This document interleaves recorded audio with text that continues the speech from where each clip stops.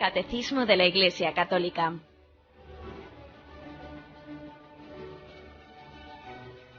Un programa dirigido por Monseñor José Ignacio Munilla, obispo de San Sebastián.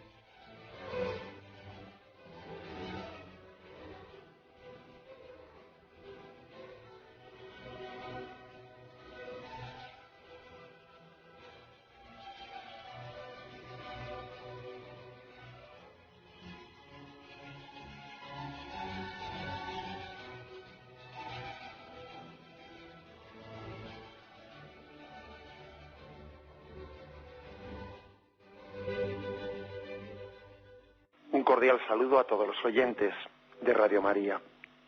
Un día más, con la gracia del Señor, proseguimos el comentario del Catecismo de nuestra Madre la Iglesia. Estamos hoy en el apartado, comenzamos el apartado que dice ¿quién puede recibir el sacramento de la confirmación? Es a partir del punto 1306 del Catecismo. Plantea pues una cuestión concreta y práctica. ¿Quién es el que puede recibir el sacramento de la confirmación? ¿A quién está dirigido?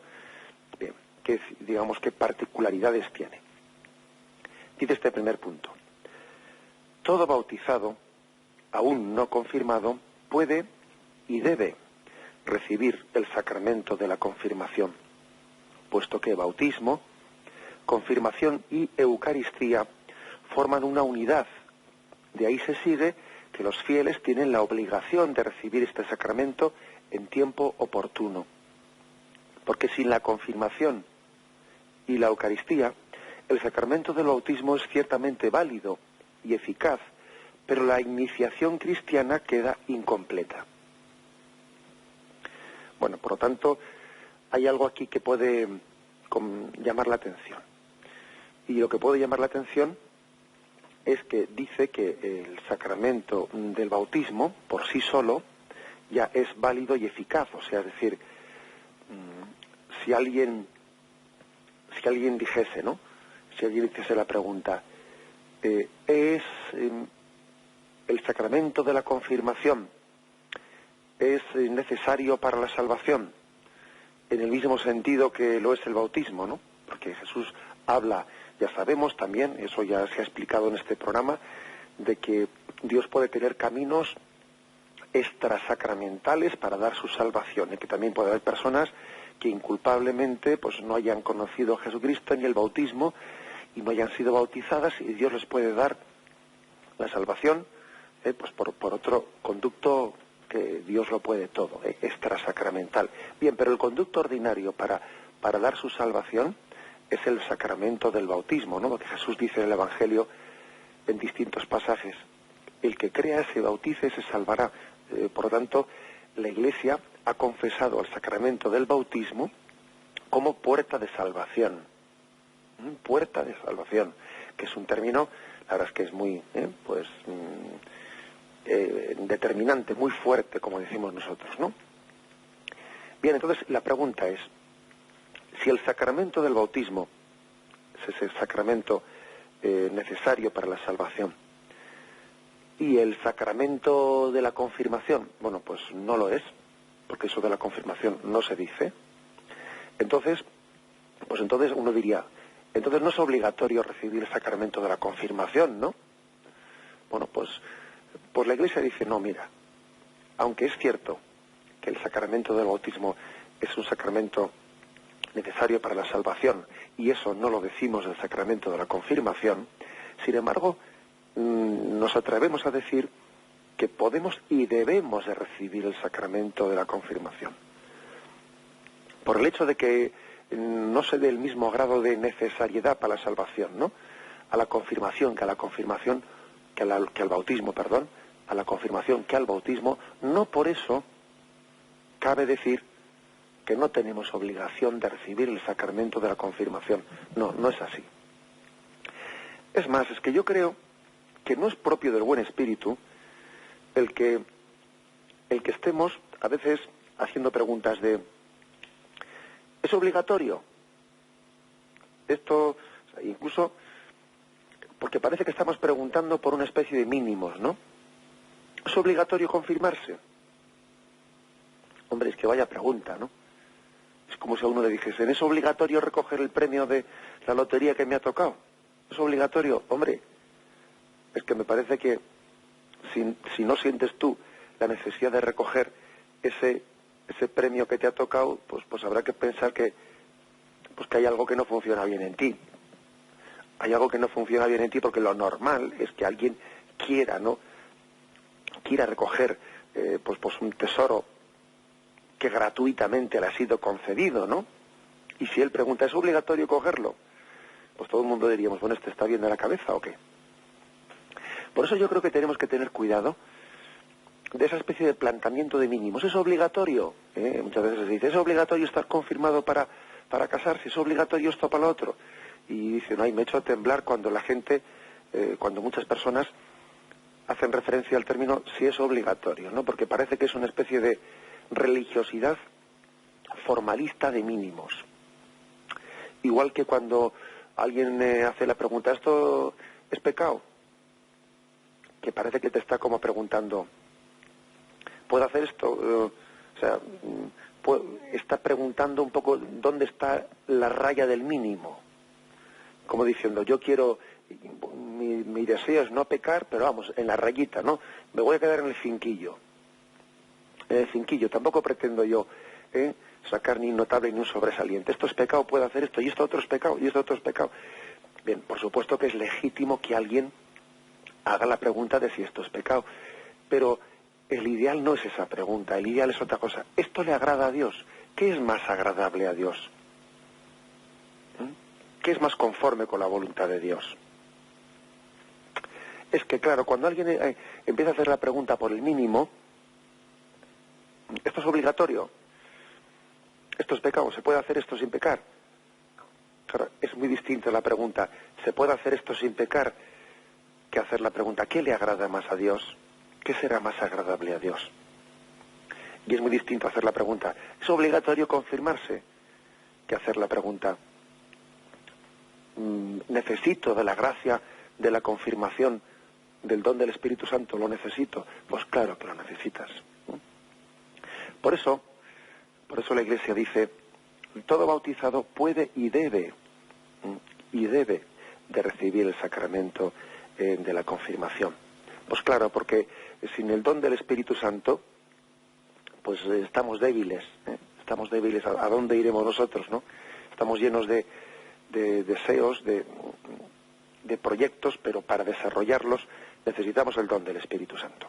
Por eso yo creo que es importante que nos demos cuenta de que la Iglesia habla de que el cristiano puede y debe, porque el deber no es únicamente una prescripción que alguien lo ha mandado. No, el deber es porque me conviene, porque es mi bien personal, porque yo lo necesito. No es porque a alguien se le haya ocurrido mandarlo. De esto también ayer tuvimos ocasión de hablar, ¿no? No es porque a alguien se le haya ocurrido mandarlo o prohibirlo. No, es que es por mi bien. Es decir, yo espiritualmente lo necesito, ¿no? Bueno, pues eso es importante que lo subrayemos. Aunque la Iglesia no diga del sacramento de la confirmación, como lo dice del bautismo, ¿no? Que es un sacramento necesario para la salvación, pues una persona pues que muere sin confirmarse, bueno, pues ya está, O sea, es decir, ha recibido la gracia de Cristo a través del sacramento del bautismo, de la Eucaristía, de la confesión, incluso ha podido recibir la unción de enfermos, etcétera, y no estar confirmado. Bueno, pues ya está, ¿no? Pero, sin embargo, la Iglesia no por eso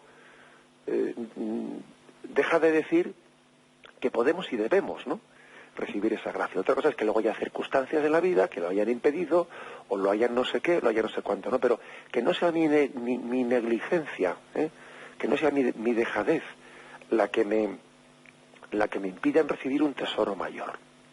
Esa es una afirmación de partida muy importante, porque, dice, es importante completar la iniciación cristiana. Y sabéis que los sacramentos de la iniciación cristiana son 3.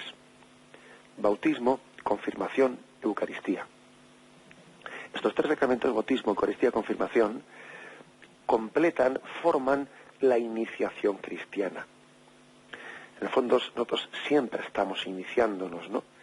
Pero sí es cierto, es decir, en estos 3 sacramentos que las iglesias orientales se imparten los 3 a una tempranísima edad. En la iglesia latina, como ahora vamos a ver, ¿no? Se imparten pues en edades igual un poco más distintas, pero también procurando que sea en los inicios de nuestra vida espiritual. Se está completando una iniciación. Entonces lo lógico es que la iniciación pues no le falte ningún elemento, ¿no? Y el don del Espíritu Santo pues es un elemento importante. Bien, lo reflexionamos y vamos a continuar enseguida.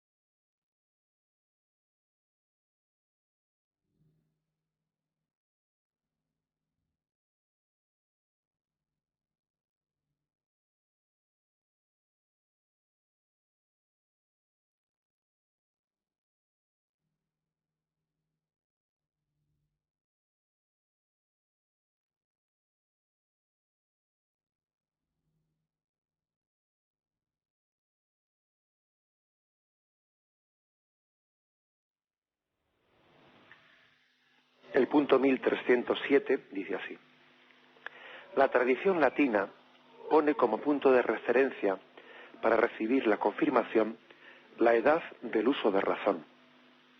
Sin embargo, en peligro de muerte, se debe confirmar a los niños incluso si no han alcanzado todavía la edad del uso de razón. Bien, decíamos que en la tradición latina, a diferencia de las tradiciones orientales, pues se confirma en la edad del uso de razón, mientras que ellos confirman pues a los niños recién nacidos. Son tradiciones y todas ellas perfectamente compatibles con la esencia del sacramento, tanto una como otra. Ahora, pues en nuestra tradición, pues la verdad es que aporta algo importante, ¿no? El que la confirmación se reciba en la edad del uso de razón, pues aporta algo importante, y es que uno se puede disponer mejor, se puede y se debe de disponer para recibir ese don de Dios. La conciencia, al ser consciente del regalo que voy a recibir, bueno, pues es todavía, pues es un don de Dios más. Dios nos da el don de poder también participar de un regalo, pues siendo conscientes del regalo que vamos a recibir, preparándonos y disponiéndonos para ello. Eso es un regalo de Dios. Es un regalo de Dios el que alguien sea consciente de que está siendo regalado por Dios. Pues sí, pues por ejemplo un regalo, en otro orden de cosas, un regalo material, se disfruta mucho más cuando yo me doy cuenta de que por cariño y por amor me lo han regalado. Imaginémonos que no es lo mismo, ¿no? No es lo mismo que pues que a alguien se le dé un don, por ejemplo, el don de la salud, sin que él se dé cuenta. Imaginemos que a una persona le están medicando, ¿no?, a través de los alimentos que come, sin que él se dé cuenta. Entonces le están sanando y él es inconsciente de ello. Es un regalo muy grande el que está recibiendo. Ahora bien, si esa persona le dan esos medicamentos, ¿no? Siendo él consciente, se lo comunican, se lo dicen, que los está recibiendo, pues todavía ese don de la salud que recibe, pues todavía, digamos, es un don, tiene un regalo añadido, que es el yo ser consciente de que estoy siendo regalado, estoy siendo curado, y entonces me dispongo a poder agradecer más, a poder todavía participar, ¿no?, con una respuesta de gratitud. Bueno, pues algo así pasa cuando el sacramento de la confirmación se recibe ya en una edad con el uso de razón. Pues bueno, no quita nada al hecho de que lo reciba como si fuese un niño, un párvulo recién nacido, pero añade una cosa, ¿no? Añade el poder participar, el poder abrirse, el poder colaborar con la gracia, es un don añadido. Por eso la tradición latina lo hace así. Lo hace cuando los niños o los jóvenes tienen el uso de razón. Que no tiene que ver nada lo del uso de razón con la mayoría de edad, porque algunos interpretan que la edad del uso de razón pues son los 18 años de la mayoría de edad. Hombre, eso no tiene nada que ver una cosa con la otra. El uso de razón no es lo mismo que la mayoría de edad, ¿eh?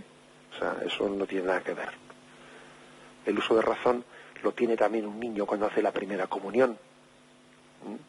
Eso es el uso de razón. Un niño en esa edad de la primera comunión sabe distinguir perfectamente. Sabe distinguir lo que es el pan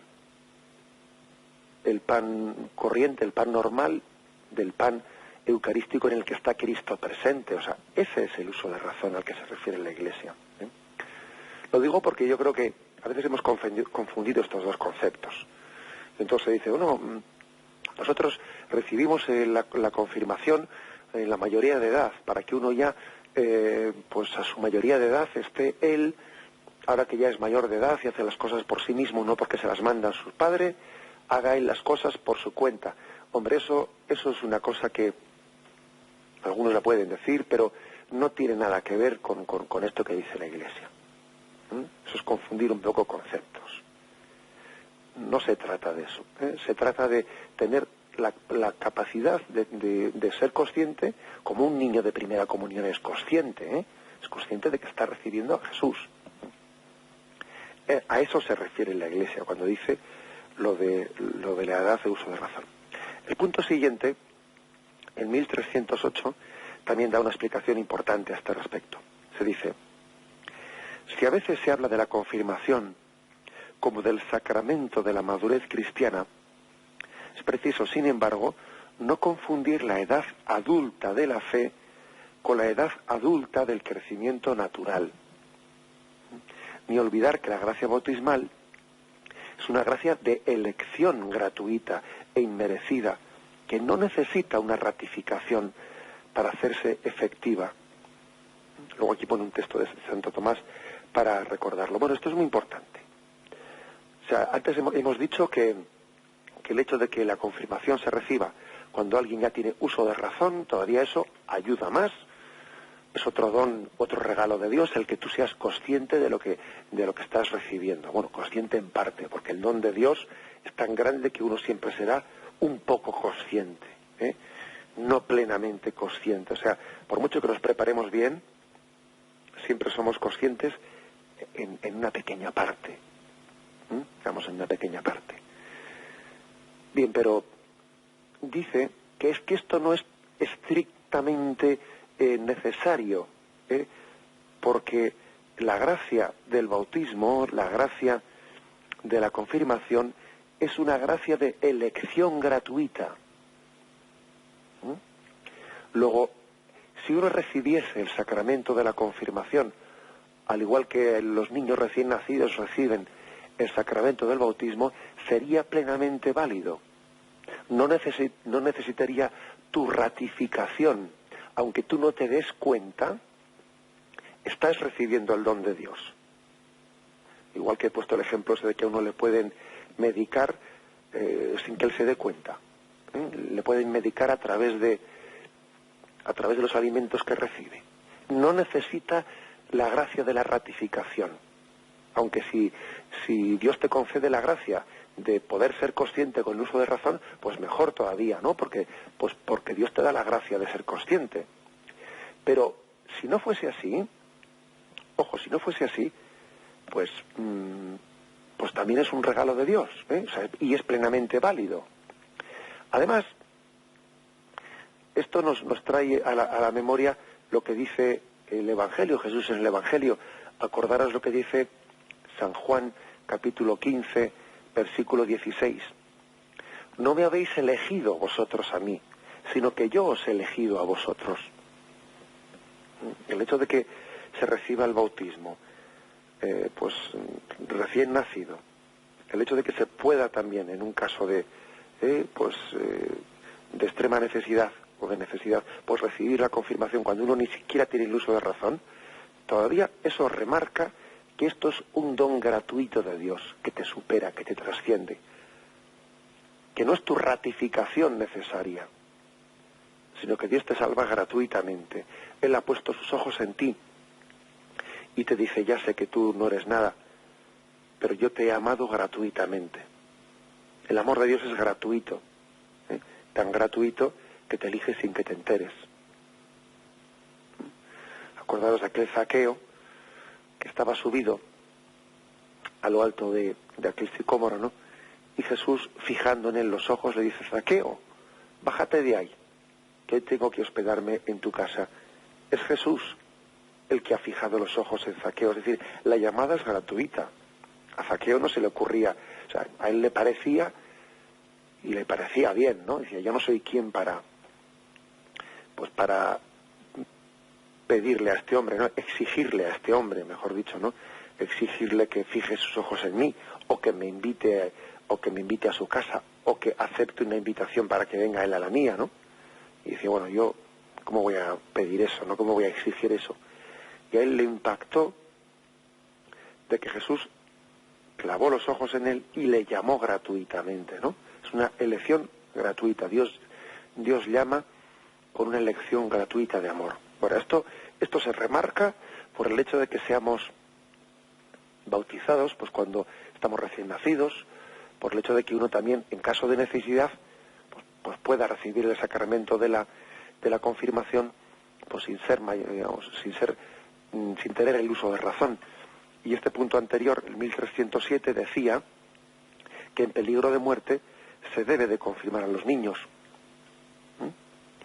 Y además lo puede hacer el sacerdote, sin que, pues porque la Iglesia en esos casos de necesidad le da ya la delegación al sacerdote sin que tenga que pedirla para poder celebrar el sacramento de la confirmación. Cuando un vicario, por ejemplo, ¿no? o un arcipreste o quien sea, va a una parroquia en nombre del obispo a celebrar la confirmación de ese año, pues porque el obispo no puede llegar a esa parroquia, él trae una delegación, ¿no? del obispo para celebrar esa confirmación. Bien, pero en caso de necesidad, cuando pues en un caso de peligro de muerte, pues el sacerdote se encuentra ante esa situación, no hace falta que él pida ese permiso al obispo, no, sino que directamente lo administra, el sacramento de la confirmación, y lo administra válidamente. Bien, este es, por lo tanto, el contenido de 1308, pero al final viene una cita de Santo Tomás de Aquino que vamos a leerla. La edad del cuerpo no constituye un prejuicio para el alma. Así, incluso en la infancia, el hombre puede recibir la perfección de la edad espiritual del que habla la sabiduría. La vejez honorable no es la que dan los muchos días, no se mide por el número de los años. Así, numerosos niños, gracias a la fuerza del Espíritu Santo que habían recibido, lucharon valientemente y hasta la sangre por Cristo. Bueno, este texto de Santo Tomás de Aquino recuerda algo que la tradición cristiana pues tiene muy claro, ¿no? No coincide la edad física y la edad espiritual. No coincide. Y de hecho, pues todos sabemos de cómo ha habido niños que han testimoniado, ¿no?, de una manera heroica la fe en Dios, que han sido mártires, ¿no? Casi no eran capaces de ser responsables en las cosas de este mundo, y sin embargo eran capaces de dar testimonio de su confianza en Dios. Ha habido testimonio, ha habido casos, ¿no?, y testimonios en la historia de la Iglesia, cuando niños que no eran capaces de desenvolverse en esta vida, sin embargo han testimoniado, ¿no?, su fe y su confianza en Dios. Y eso se explica pues por el don del Espíritu Santo, ¿no? Si no es inexplicable. Luego puede ocurrir que una persona tenga una edad muy avanzada y espiritualmente sea un párvulo o ni siquiera llegue a eso. Y sin embargo puede haber un niño que está en la edad cumbre de la mística. Eso es así, o sea, que es que hemos visto eso en el caso de muchos santos, niños que por su docilidad pueden estar en la cumbre de la vida espiritual, y personas adultas y ancianas que todavía están por dar el primer paso, ya están en pecado mortal. Y o sea, que no confundamos la edad física con la edad espiritual, que son dos cosas bien distintas. Y esto es bueno tenerlo en cuenta, de por qué también la Iglesia dispensa sus sacramentos a los niños, incluso a los niños que no tienen el uso de razón. Porque estamos hablando de un concepto de gracia que no se entiende desde los ojos de este mundo. Bien, lo reflexionamos y vamos a continuar enseguida.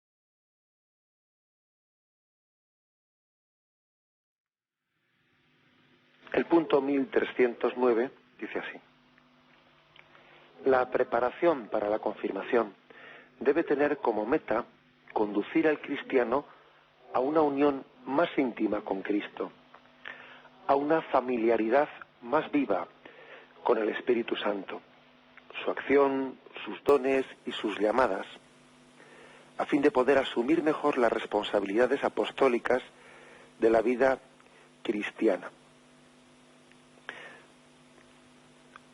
Hasta aquí, ahora continuamos, pero un comentario.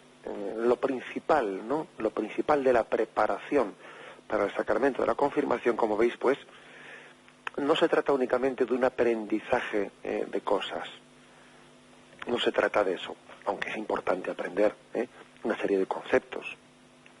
O sea, Esto es importante decirlo. O sea, a veces se puede pecar en la catequesis, se puede pecar de dos extremos. Uno es el extremo del aprendizaje de una serie de oraciones y de fórmulas, pues, de memoria común, vamos a aprenderlas como un lorito, y que parece que todo el aprendizaje queda reducido a la memorización de esas fórmulas. Y el otro extremo es el pensar que lo importante en una preparación pues es únicamente suscitar unas actitudes, pues el que una persona esté más abierta, etcétera, pero vamos, sin necesidad de aprender nada, ¿no? Únicamente suscitando pues unas actitudes de estar abierto al Evangelio, etcétera, etcétera. Bueno, pues yo creo que son dos cosas que hay que complementarlas, ¿eh? Porque claro, eso de que a un niño se le dé una catequesis únicamente suscitando unos valores positivos, ¿no? El valor de la solidaridad, el valor de, bueno, pues de la caridad, el valor, sí, pero el que a un niño se le enseñen únicamente una especie de valores o actitudes que no se concretan, digamos, en el aprendizaje de nada concreto, ni de una oración, ni de los mandamientos, ni de los sacramentos, pues la verdad es que eso corre el peligro de ser lo que el viento se llevó. Porque aquí también digamos que los valores y las actitudes se sustentan en medios concretos, en medios concretos. Y hoy en día, dentro de este doble extremo, el extremo por un lado de que la preparación, la catequesis sea meramente una memorización fría, y el extremo contrario de que la catequesis se reduzca únicamente, no, pues a suscitar unos valores y unas actitudes. Yo creo que hoy en día, entre esos dos extremos, pecamos más de este último que del primero, porque estamos en un momento en el que se ha menospreciado mucho la memorización, se ha menospreciado mucho, y no únicamente en el tema de la catequesis, sino que en todo el sistema de la enseñanza. Yo creo que pecamos mucho, se ha despreciado en exceso, con eso de que antes se podía abusar de que la educación únicamente fuese pues el aprendizaje de una cosa como de carretilla, como un lorito, sin darse cuenta de lo que uno decía. Por la ley del péndulo vamos al extremo contrario, y el extremo contrario es pues no desarrollar toda una serie de capacidades que tiene el niño y que tiene el joven, también de memorizar unos conceptos y de tenerlos, memorizarlos, sabiendo que luego en la vida ya se irán poco a poco comprendiéndolos con mayor profundidad. Pues porque uno, por ejemplo, al principio aprende los 10 mandamientos, bueno, y los entiende desde un punto de vista mínimo, pero bueno, luego con 12 años los comprende a un nivel más profundo que cuando los aprendió con 9, y luego con 14 a un nivel más profundo, y con 18 más. Es decir, una cosa que ha sido bien aprendida, incluso bien memorizada, luego debe lógicamente de una catequesis continua, porque en nuestra vida, ojo, debemos de tener una catequesis continua, no únicamente puntual y pasajera, ¿no? Va profundizando más en eso que desde el principio aprendió, incluso que memorizó desde el principio, pero que tiene que ser asimilado en cada edad, en cada momento, según la edad, la edad de la razón. Memorizándolo, uno lo tiene en su base, y luego se trata de que vaya cada vez interiorizándolo más. Bien, pues como decía, quizás hoy estemos en el extremo contrario, en el extremo contrario. Pero sin embargo es verdad, ojo, y aquí es lo que señala este punto del catecismo, que la preparación del sacramento de la confirmación debe de suscitar una apertura a una unión más íntima con Jesucristo, a tener más familiaridad con el Espíritu Santo, a ser más dócil, al Espíritu Santo a saber reconocer y secundar sus inspiraciones. A saber decir, mira, pues tú, joven, que te estás preparando para la confirmación, ¿no? Aprende a distinguir en tu vida lo que son las inspiraciones del Espíritu Santo, qué viene del buen espíritu y qué viene del mal espíritu, como dice San Ignacio, esos ejercicios espirituales. Y aprende a secundar las buenas inspiraciones del Espíritu Santo y a rechazar, a descubrir, a desenmascarar y luego a rechazar lo que son las insinuaciones del maligno. Es decir, se trata de que el sacramento de la confirmación nos haga crecer en la intimidad con Jesucristo y tener, bueno, pues una mayor familiaridad que nos adentre en una vida espiritual, pues con un discernimiento de espíritus, lo que viene de Dios y lo que viene del maligno, saber distinguirlo, ¿no? Y saber secundar una cosa y rechazar la otra. Tener conciencia, pues, de lo que son los dones de Dios, las llamadas de Dios, saber lo que son las virtudes teologales y las virtudes morales, lo que son los dones del Espíritu Santo, saberlos no únicamente memorizándolos, ¿no?, sino saberlos también, o sea, tener la experiencia de sobre qué incide cada don del Espíritu Santo, ¿no?, que se nos haya explicado eso. Bien, sobre estos temas principales, ¿no?, y ese trabajo tan importante es el trabajo de la preparación para el sacramento de la confirmación. En esto insiste. Dice, por ello, continúo con el punto 1309, ¿no?, que había dejado a medio leer. Por ello, la catequesis de la confirmación se esforzará por suscitar el sentido de la pertenencia a la Iglesia de Jesucristo, tanto a la Iglesia universal como a la comunidad parroquial. Esta última tiene una responsabilidad particular en la preparación de los confirmandos. O sea que una de las metas principales, ¿no?, de la preparación al sacramento de la confirmación es suscitar el sentido de pertenencia a la Iglesia. Y claro que uno pertenece a la Iglesia por el bautismo, pero el sacramento de la confirmación es un sacramento que todavía nos da una gracia añadida, ¿no?, para crecer en sentido de comunión. En sentido de comunión. Entender que nuestra unión con Dios es una unión que pasa por la comunión entre nosotros. Nadie puede decirle a Dios, Padre, sin que al mismo tiempo le esté llamando hermano al que está junto a él. O sea, son dos dimensiones que están muy unidas, ¿no? Bueno, pues el sacramento del bautismo subraya más la primera dimensión de nuestra filiación divina y el sacramento de la confirmación subraya más la segunda, de nuestra comunión eclesial, sin que quepa decir que cada sacramento tiene las dos cosas, Pero bueno, digamos que el sacramento del bautismo subraya más la dimensión vertical de hacernos hijos de Dios, y el sacramento de la confirmación subraya más pues la gracia de la comunión, de la plena integración eclesial. Bien, pues este aspecto es muy importante, porque además hoy en día más que nunca, pues porque el hecho de que tenemos una cultura que peca muchísimo de individualismo, el que cada uno se monte la guerra por su cuenta, y incluso nuestra sociedad secularizada pues es muy reticente a ese sentido comunitario, ¿no? Bueno, pues ¿por qué? Pues porque en el individualismo cada uno pues hace su capausayo, y allí parece que se escapa más fácilmente, ¿no? Se escapa más fácilmente de la llamada de Dios.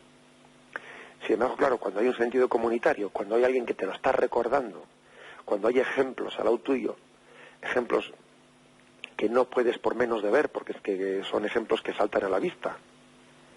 Entonces, claro, te sientes más denunciado, claro. Cuando alguien no quiere ser fiel a Dios, lo primero que hace es alejarse de la comunidad cristiana, porque así no tiene nadie que le recuerde lo que tiene que hacer. ¿Os acordáis de aquel pasaje de los discípulos de Maús, en Lucas 24? Los discípulos de Maús, cuando ellos decidieron, ¿no?, bueno, pues caer en la desesperanza, ¿no?, o consintieron en esa desesperanza de pensar que Cristo les había fallado, ¿no?, que su ilusión de seguimiento de Cristo había fracasado por la muerte de Jesucristo, lo primero que hicieron fue abandonar la comunidad de Jerusalén y marcharse. Ya pensaban, esto ya se ha terminado, ya, pues no, pues esto ha sido un fracaso y nos vamos. Lo primero que hicieron los discípulos de Maús fue abandonar la comunidad de Jerusalén. Jesús les sale a su encuentro y cuando le han reconocido a Jesús, cuando se les han abierto los ojos al partir el pan, lo primero que hacen es volver a Jerusalén y volver a reintegrarse a la comunidad de la cual se habían escapado. O sea que por esto es muy importante el sacramento de la confirmación, porque es un sacramento que reafirma la eclesialidad. En la eclesialidad. Fijaros que suele haber un proceso lógico, aunque digo lógico porque claro, luego puede haber siempre, cada uno es un mundo, ¿no? Pero con mucha frecuencia cuando alguien se aleja de Dios, suele seguir más o menos el siguiente proceso. Primero baja un primer escalón y dice, igual que antes decía soy católico practicante, dice soy católico no practicante. Bueno, al cabo de un tiempo se aleja un poco más y dice, yo creo en Dios pero no creo en la Iglesia. Al cabo de un tiempo se aleja un poco más, baja otro escalón y dice, yo algo creo pero no sé qué será. Luego, al cabo de un tiempo, baja otro escalón más y dice, soy agnóstico, no sé si creo, y luego baja un escalón más y dice, soy ateo, no creo. Pero es que fijaros bien que en esa escalera, en esos escalones que se han ido bajando uno detrás de otro, el primer escalón que se bajó fue decir, soy católico no practicante. Es difícil que uno llegue al último escalón sin haber pasado por los intermedios. Primero católico no practicante, luego creo en Dios pero no creo en la Iglesia, luego creo en algo pero no sé qué es, luego al final no sé si creo y luego al final no creo.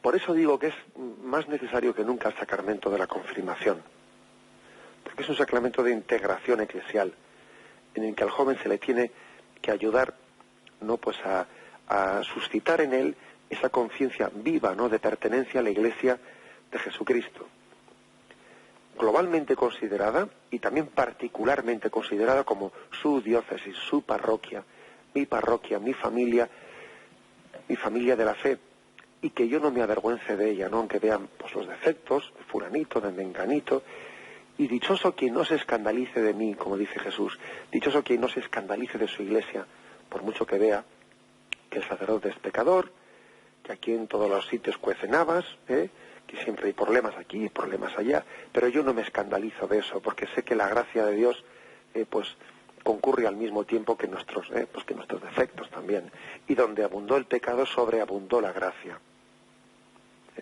O sea, es por lo tanto un sacramento de plenitud eclesial, y a nuestros jóvenes les debemos de enseñar esto, aquello que decía Santa Teresa, ¿no? Al final muero hija de la Iglesia, qué gozo, ¿no? Qué alegría, qué confianza poder morir hija de la Iglesia. Es ese sentimiento de comunión. Nadie puede tener a Dios por padre sin tener a la Iglesia por madre, y por lo tanto a los demás como hermanos nuestros, ¿no? Hermanos nuestros en la fe.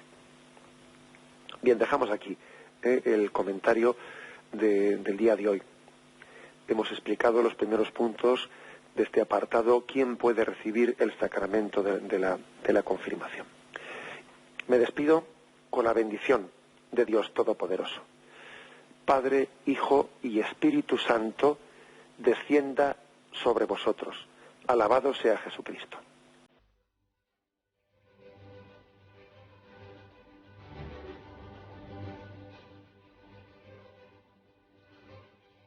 Finaliza el Catecismo de la Iglesia Católica, un programa dirigido por Monseñor José Ignacio Munilla, obispo de San Sebastián.